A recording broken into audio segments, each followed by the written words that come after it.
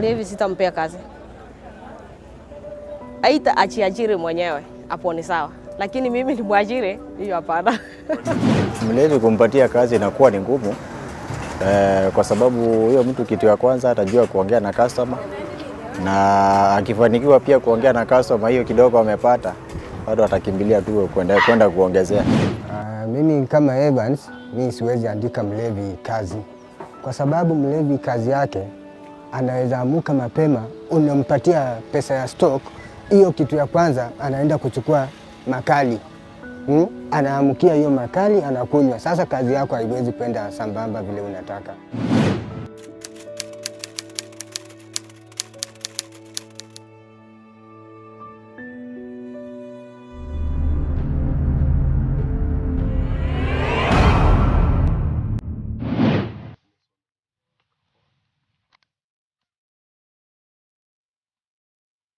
The course leads us to the evergreen cool highlands of Mwamuto in Kiambu County.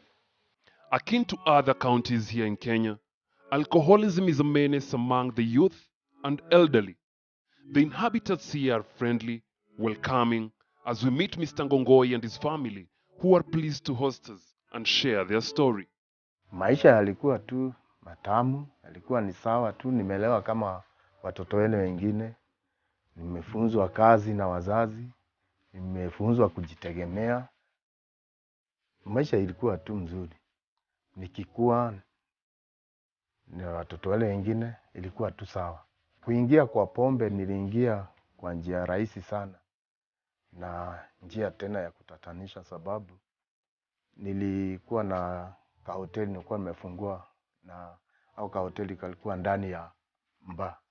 Hii bar ilikuwa saa zingine ya kahoteli na kafungua jioni kuanzia saa 12 wakati bar nayo imeanza kupiki. Pale nikiwa kali katika ile kazi nilikuwa nauza sambusa pale, sausages, mayai, chips, kitu kama hiyo na mandazi. Sasa pale wale walevi wakikunywa sana, kama mwingine hajaanza kunywa, walikuwa wanakuja wanakula pale. Sasa hapo ndio mimi nilianza kunywa tu pole pole, chupa moja, mbili, kama ile mwalimu James Mbogo aliimba tindi moja, tindi mbili kazoe. Sasa tulikuwa na rafiki yangu, tulikuwa tumefungua pamoja. Sasa yeye alikuwa anaipenda sasa sana kunywa, na mimi nikamfuata. Sasa niliingia hivyo kwa pombe. Mimi maoni yangu nikionelea sana, naona ni kama vile pombe imejaa zaidi. Sasa vijana wakikosa kazi, wanaona tu wapotelee tu kwa pombe. Wanaona ni kama itawasaidia. Niliingia tu kwa pombe hivyo pole pole. Sasa hata pale marafiki wakawa wamezidi. Mwingine anaipata kwa kazi, anaambia tafuta mtu waache kwa kazi kuja nikununulie moja. Sasa nikaanza hivyo pombe. Ikawa hata wakati mwingine mimi nalala kwa bar, sirudi kwa nyumba. Na nikiamka tena najipata tu ni kazi nimefunga, siwezi paka nirudi kwa nyumba, nilale. Mchana ndio tena nije nifungue jioni. Sasa pale katika ile kazi ilienda ikapiki. Lakini kidogo kwa kunywa kwangu tena ikaanza kuteremka chini. Tukaanza hata mwenye amenikodisha nyumba hatuelewani, imenishinda hata kulipa hivyo. Life is just getting expensive every single day. So, and you know, for a man, when you find yourself you cannot be able to meet the needs of your family, you cannot be able to meet your own needs, then straight away you go to the streets. From a consumer to a distiller, Mr. Ngongoi had all his thoughts focused on the monetary aspects of his newfound trade. He had not even the slightest idea of the monster he was creating in him as an alcoholic.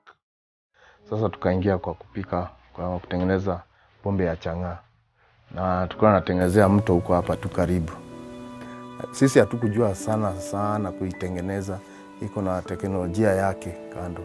Lakini kuna yule ambao walikuwa wanatengeneza zamani. Sasa alikuwa tu rafiki yetu. Sasa yeye ndiye tulitumia tufunze.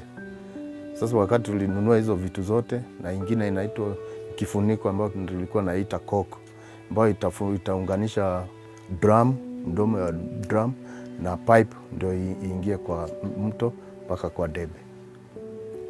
Ni hivyo ndio tuliingia kununua moja, tukajipata tumeanza kupika. Tulikuwa na supply ki wholesale.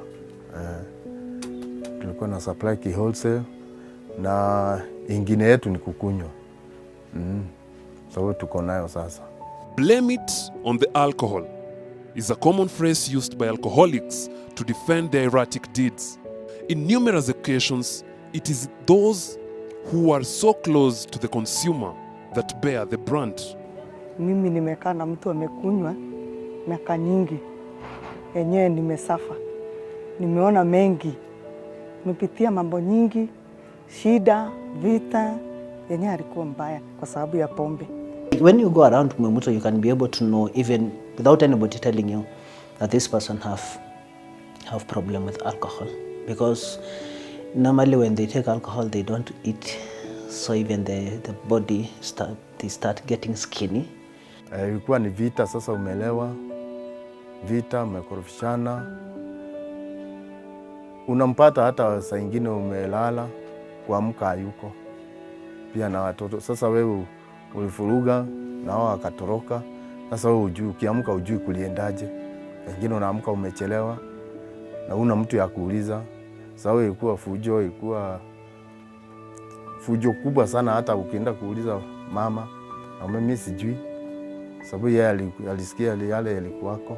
Wewe unakuambia sijui, sasa wewe unaanza kunyemelea, utafuta kwani alienda wapi, iko nini. So kitu nastukia tu alipotea, amerudi kwao. Tulikuwa tumezaliwa wandugu 3 na wasichana 5. Sasa sana kuna ndugu moja tulikuwa na pigana na yeye sana, mpaka ikafika wakati mimi sijui tulianzana aje, sababu ilikuwa nimelewa na yeye pia alikuwa amelewa. Lakini niliamka asubuhi nikajipata nimejaa damu kila mahali, na wakati huo sina bibi, amekimbia. Kuingia kwa ndugu yangu umejaa damu. Sikuuliza bibi yake alikuwako, akaniambia sijui mlianzana aje na wewe ukachukua chupa ya pombe ya export na nikaivunja. Sasa nikadunga naye hapa, nikatokea na huko. Naye sijui alikuwa na nyundo hapo karibu, nikapata amenigonga kwa kichwa na alama 2 ziko kwa kichwa. Sasa ilinibidi kwa usiku huo kukimbia kwa ndugu yangu, kwa rafiki yangu mwingine mpaka ng'ambo ile. Alikuwa usiku wa 8. Na nakumbuka wakati kulikuwa ni kama kumenyesha, na nikazirai mahali nikakaa kwa dakika 5 peke yangu usiku. Alafu tena nikaamuka, yani ni kama pombe ilishuka kiasi. Nilipofika huko, yeye sasa vile aliniona nimejaa damu, alistuka na kunichukua. Yeye alinipeleka kwa kinyozi. Badala ya kunipeleka hospitali, alinipeleka wapi? Kinyozi. Na pale kinyozi kimefungwa, lakini mwenye bahati, mwenye kinyozi alikuwa amefunga na analalanga hapo. Sasa kinyozi ananipeleka ndio nimwagiwe spirit ili isimamishe ile damu. Sasa naye ndugu yangu wakati huo alikuwa ameenda hospitali yeye. Sasa mimi kufikiria kidogo, nikaona hiyo kichwa, ni kama niko na vichwa 2 ama 3, imekuwa mzito zaidi. Sasa ikanibidi na mimi niende hospitali. Ndio nilipenda nikapimwa, kaangaliwa, kanyolewa ile nywele, ndio akapata scar imevunjika pale ndani. Sasa ndio akapanguza mpaka akaona hakuna kabisa ambao kameingia. Sasa bahati damu haikushikana na akili. Wengi wale tulikuwa na kunywa na hao kitambo nije kuacha wamefariki. Wengi nimezika, wengi nimeomboleza.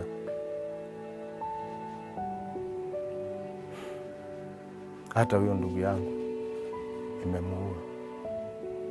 Ndugu yangu mwingine wa baba mkubwa imemuua.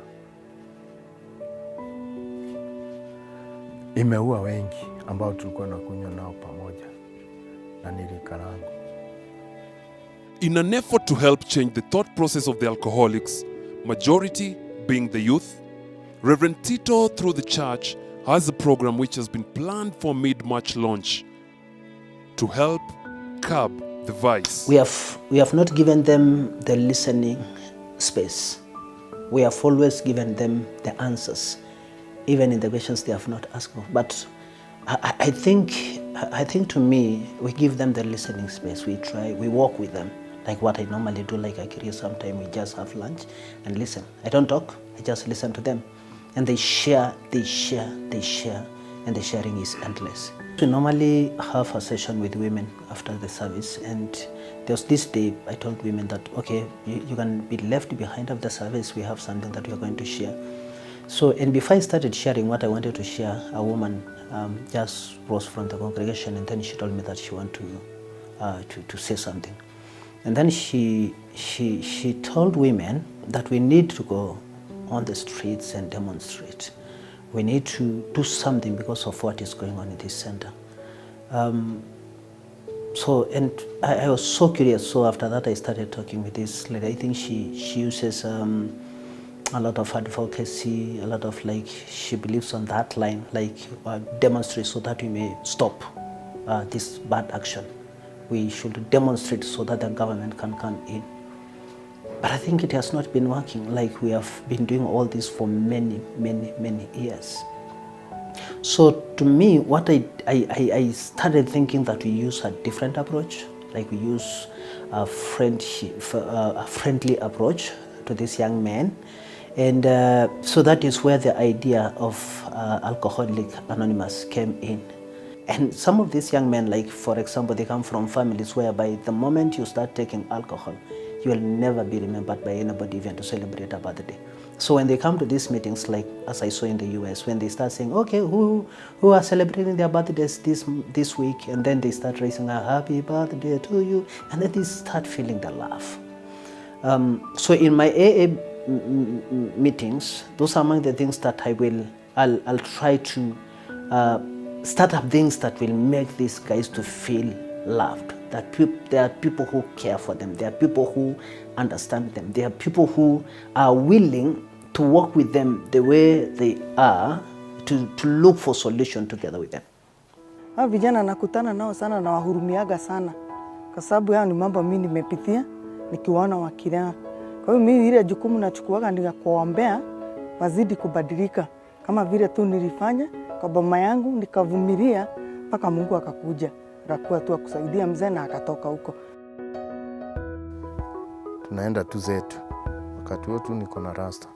Hii hapa ndio nilikuwa naanzia pale kwa chupa. Hii ni wakati wa jukebox. Hiyo ndio nilianzia hapa. Hii nao nikapata nao wao wasichana wanapigwa picha mahali nimetoka kupigwa. Nikaambiwa wajaribu kunitoa hapo ama wakataa kupigwa. Wange sikubali. Hii nayo ndio pale tulichokozana na ndugu yangu, akanipiga manyundo mpaka wakati huo nilinyoa ile rasta nilikuwa nayo. When we allow ourselves to live in the moment and perceive what is happening non-judgmentally, we begin to understand the concept of acceptance and move towards happiness.